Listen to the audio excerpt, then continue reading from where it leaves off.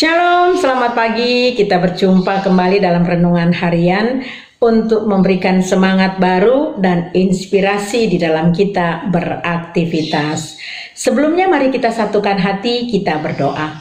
Bapa di surga, penuh kasih karunia, kami orang-orang berdosa datang ke hadapan-Mu ya Bapa, memohon kekuatan dan pertolongan Tuhan untuk kami dimampukan berjalan dalam firman Tuhan.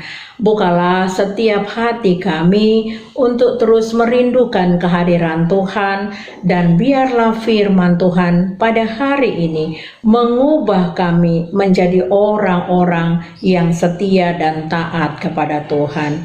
Kiranya Roh Kudus menolong kami. Amin.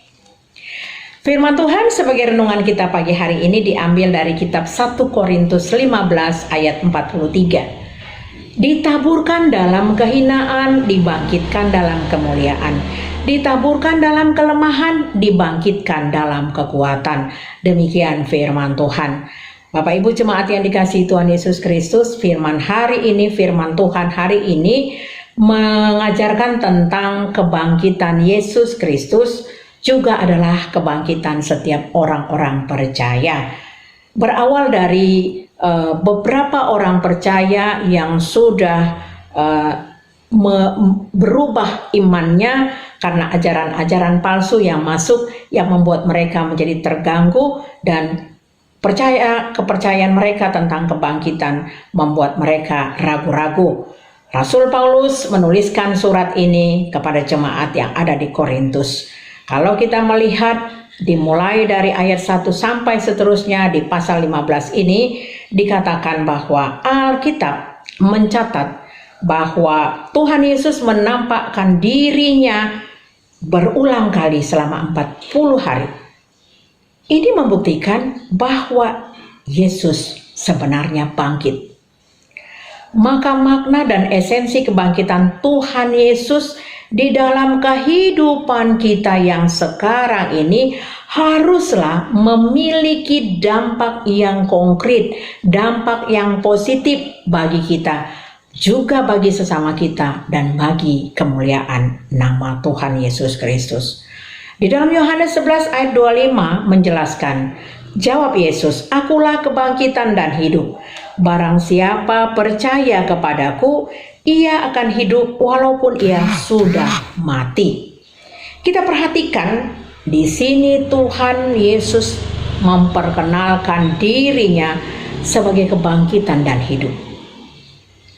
Pernyataan ini adalah bagian dari cerita mengenai Lazarus yang mati sesudah 4 hari dia mati, maka dia dibangkitkan oleh Yesus Kristus. Yesus sanggup membangkitkan, tentu saja secara manusia hal ini tidak mungkin terjadi. Tetapi bagi Tuhan tidak ada yang mustahil. Saudaraku, apalah artinya kalau kita memperingati dari tahun ke tahun, diawali dari kematian Yesus Kristus lalu kebangkitannya, tanpa mengubah kehidupan kita menuju kepada ke arah yang lebih baik. Saudaraku, kita harus mengalami kebangkitan itu. Kita harus benar-benar merasakan kebangkitan itu, sehingga merubah kita menjadi orang-orang yang taat dan setia kepada Tuhan, menjadi orang-orang yang hidup baru. Sebab di mana Tuhan Yesus bangkit, maka itu juga membangkitkan setiap umat yang percaya. Saudaraku, untuk apa menjadi orang percaya? Tetapi hanya mempercayai sejarah, mengulang sejarah dalam keadaan situasi apapun yang sedang kita alami setiap tahun. Itu adalah sejarah. Sejarah yang dan fakta yang sebenarnya, yang memang Yesus mati dan dibangkitkan. Yesus naik ke surga.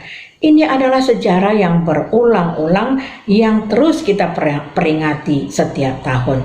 Namun saudara, hari ini diingatkan bahwa mari kita melihat makna atau esensi daripada kebangkitan Tuhan Yesus Kristus itu apakah berdampak di dalam kehidupan kita. Tentunya berdampak secara positif. Banyak orang secara emosional menangis ketika mengingat kematian Tuhan. Tetapi sungguh-sungguh sebenarnya tidak benar-benar menghormati Tuhan, tidak benar-benar menghargai, hanya bersimpati tetapi tidak benar-benar berempati. Sebagai orang-orang yang sudah ditebus oleh Tuhan, sebagai orang-orang yang sudah dibangkitkan oleh Tuhan lewat kebangkitan Tuhan Yesus Kristus, mari kita berubah. Kita mau berubah seturut dengan kehendak Tuhan. Saudaraku, banyak juga orang-orang di dalam kebangkitan, orang hanya berseru, menyanyikan lagu pujian, Tuhan Yesus bangkit, Tuhan Yesus bangkit. Namun di dalam kehidupan dan praktek kehidupan kita sendiri, kita tidak melakukan apa yang disebut dengan kebangkitan itu. Karena kita tidak mengalami esensi kebangkitan Tuhan Yesus itu sendiri. Sehingga peringatan yang setiap tahun kita lakukan tidak berdampak apapun dalam diri kita. Dari tahun ke tahun, hidup kita masih dalam pergumulan dosa, bergelut di dalam kelimang dosa, tanpa kita mau mengalami perubahan, tanpa kita mau untuk hidup baru. Kebangkitan Tuhan Yesus juga berbicara tentang ketaatan Tuhan Yesus kepada kehendak Bapa di surga. Tuhan bukan tidak sanggup, atau Allah bukan tidak sanggup membangkitkan Yesus dari antara orang mati. Tetapi dengan ketaatannya kepada seluruh kehendak Bapa, maka Tuhan Yesus bangkit. Dalam Ibrani 5 ayat 7 dikatakan, dalam hidupnya sebagai manusia, ia telah mempersembahkan doa dan permohonan dengan ratap tangis dan keluhan kepada Dia yang sanggup menyelamatkannya dari maut, dan kesalehannya ia telah didengarkan. Karena kesalehannya, karena ketaatannya, Allah mendengarkan doa dan pergumulan Yesus Kristus yang berdoa di Taman Getsemani yang dilaluinya sepanjang malam. 3 kali ia berseru, bukan kehendakku Bapa, namun kehendakmu-lah yang jadi. Makna 3 kali Tuhan Yesus berseru mengucapkan kata itu merupakan suatu peneguhan atau kesiapan Yesus Kristus untuk masuk dalam penderitaan, dan puncak penderitaan yaitu mati di kayu salib. Di sini kita melihat betapa taatnya Tuhan Yesus kepada seluruh kehendak Bapa. Tentunya ini mengajarkan kepada setiap kita sebagai orang-orang percaya. Kita pun juga harus belajar taat kepada Tuhan Yesus. Kita harus belajar setia kepadanya. Tidak lagi terus dalam gelimang dosa. Tidak lagi terus mengandalkan diri kita sendiri. Saudaraku, kematian dan kebangkitan Kristus itu adalah tanda cinta kasih Allah kepada manusia.